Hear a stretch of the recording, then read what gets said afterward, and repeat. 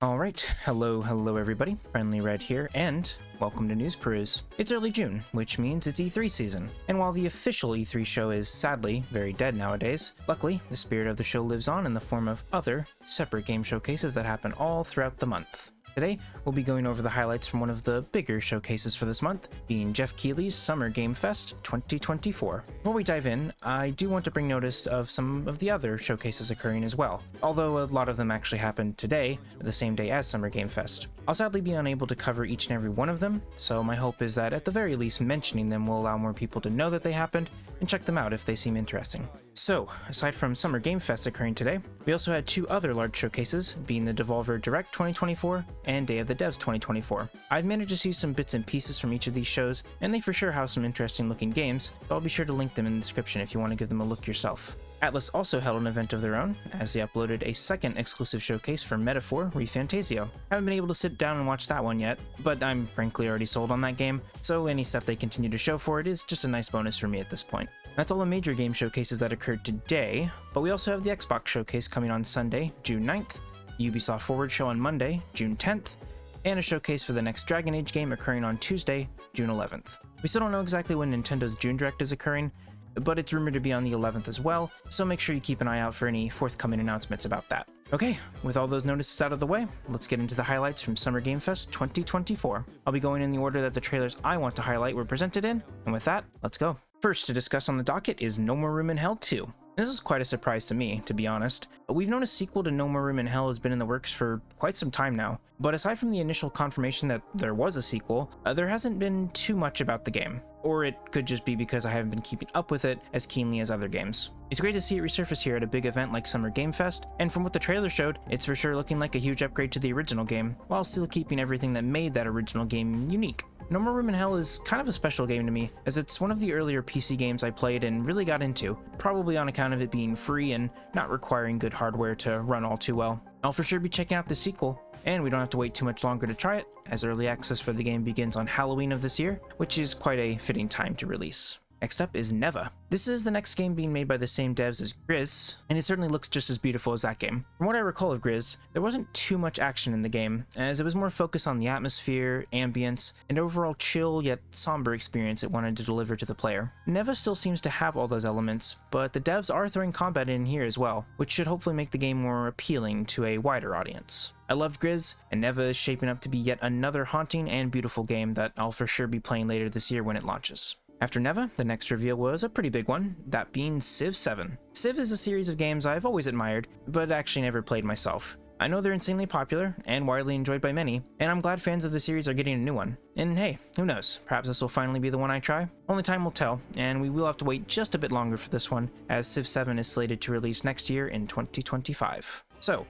despite uploading a dedicated showcase for it on their own, Atlus decided to also show up to Summer Game Fest to deliver a bit more info on Meteor, as well as showcase a new trailer at the show. I assume this trailer was also shown in said Atlus exclusive showcase they uploaded, but again, I've yet to see that myself yet. Either way, as per usual, looking awesome, and I will be playing it ASAP once it arrives this October. Jumping ahead a bit, we have something that I thought was super cool, despite not even really playing or being super into the game in question. Talking about the Year 2 DLC fighter lineup reveal for Street Fighter VI, featuring M. Bison, Elena, and guest fighters from Fatal Fury, Terry and Mai. So yeah, I like Street Fighter enough, but I'm just not that big into fighting games as a whole. Regardless, I always love seeing crossovers, and it's really awesome to see two legendary fighting game franchises clash here in Street Fighter VI, even though it's sort of already happened before in Smash Ultimate. Super excited for the Street Fighter fans though, and I hope they enjoyed this announcement as much as I did. Oh, okay, I know I just said I'm not super into fighting games, but I mean, this next game isn't exactly as serious as most other fighting games. We got another trailer for Dragon Ball Sparking Zero,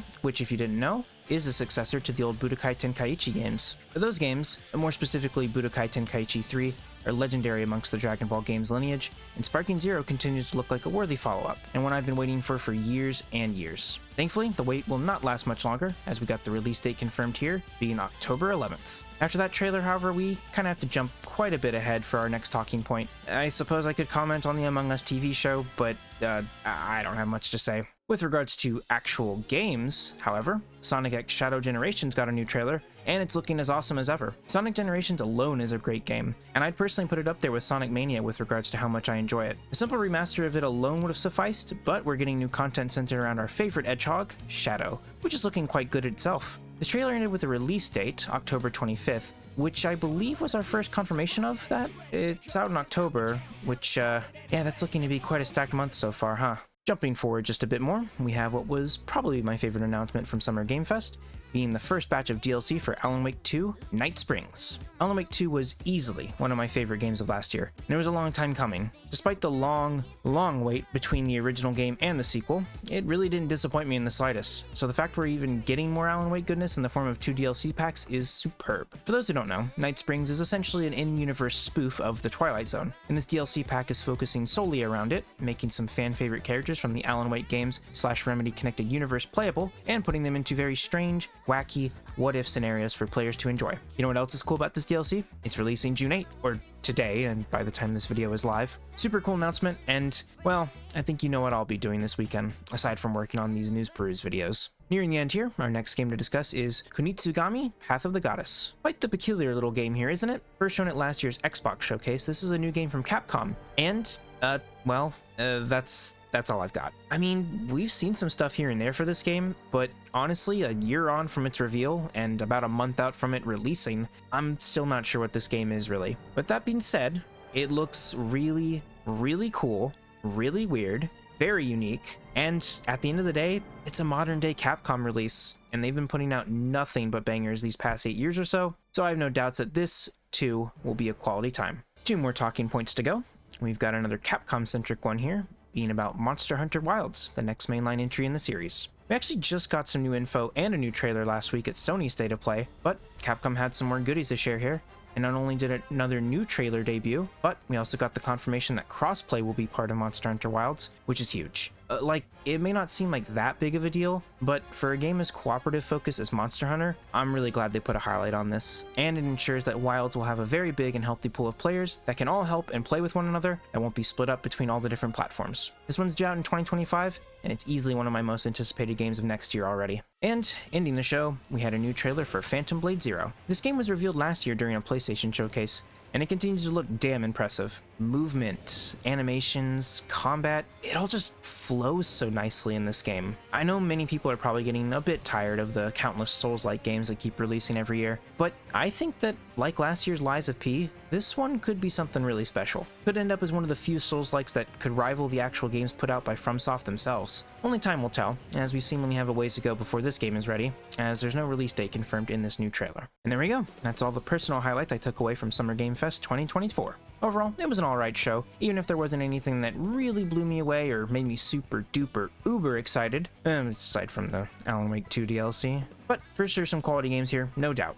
And what I talked about here was just a fraction of everything that was on offer. I'll leave a link to the showcase if you want to take a look yourself, and see if there were any games that I may not have mentioned here that may interest you personally. Of course, don't forget to check out all the other showcases that happen as well, as there's even more gaming goodness waiting for your eyeballs to view in them. But I think that'll do it for this news peruse. If you made it to the end of this video, I thank you for watching. I hope you enjoyed and found the info I shared here to be useful and or entertaining. Next up is the Xbox Showcase on the 9th, which I'll be making a news peruse video on after the showcase concludes. I'm looking forward to it, and the Nintendo Direct of course, and I hope you are too. With all that being said, I'll see you next time.